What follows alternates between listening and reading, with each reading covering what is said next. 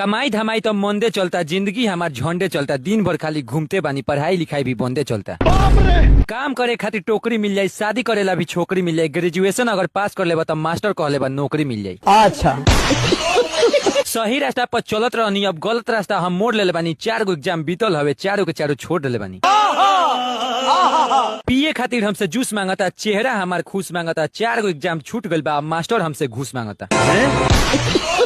इतना लड़का पढ़े लन, हमरे के खाली डिमांड कइले बा, गलती से एग्जाम छोड़ दिल बानी, घाइसा पैसा के डिमांड कइले बा। अरे साला दिमाग के पूरा बजैले बारा, बाजे वाला ना बाजा हई, इतना पैसा के डिमांड कइले बारा। अपने आप के समझला कि हम राजा है। चालाकी करबा त खेल हो जाई, बात विवाद भी ढेर हो जाई। अगर एगो कंप्लेन कर देनी पिछुइया तारा एल हो जाई।